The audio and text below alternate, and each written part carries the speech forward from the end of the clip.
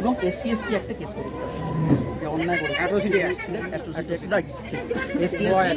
একটা কেস হয়েছে হলো সেকশন বলেছি 3(1)(R)(S)(2)(V)।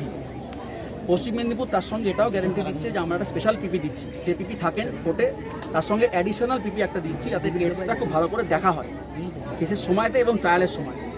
এবং চার্জশিটটা 14 তারিখ থেকে গতকাল থেকে 60 দিনের মধ্যে চার্জশিট করা হবে। ট্রায়ালটা কিন্তু কোর্টে হয়, ট্রায়াল তো থানায় হয় না।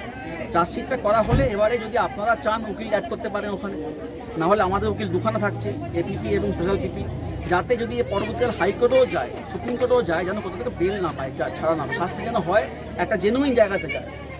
অনেক দূর যেতে পারে ইচ্ছে করে, কিন্তু আমরা আমাদের প্রসেস যেটা আছে, আমাদের সিভি তৈরি করা, এফআইআর রেডি করা, সেইগুলো কিন্তু আমরা এখানে করে রাখছি। এটা আমি লিখে দিয়ে স্ট্যাম্প দিয়ে চলে যাবো, কারণ আমি কাজটা অলরেডি করেছি, আমার কোনো আপত্তি নেই স্ট্যাম্প দিতে বা বলতে। শুধু এবার আমাদের অনুরোধ হচ্ছে আপনারাও, আমি কাল থেকে কিন্তু এটা নিয়ে সারাক্ষণ করে আছি, অ্যারেস্ট করা থেকে শুরু করে আমি পিএম করবো তাড়াতাড়ি।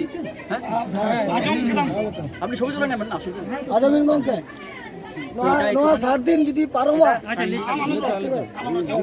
যদি মনে হয় ছবি তুলে নিন। এবং আমি বলবো যে আমি আমার সুবিধার জন্য বলবো যে 15 দিন অন্তর অন্তর একবার আমাকে ফোন করে নক করবো, স্যার কত দূরে এগোলো, আমার তো অনেক কাজ থাকতে পারে, কিন্তু আমি তাহলে মাথা থাকবে কি বলতো যে ভাই করুক, এমনি করুক, যাতে যেন আমরা বারবার কাজটা করতে পারি, কেন কোথাও মিস না হয়। কিন্তু এনএচএ দিকে না গেলে খুব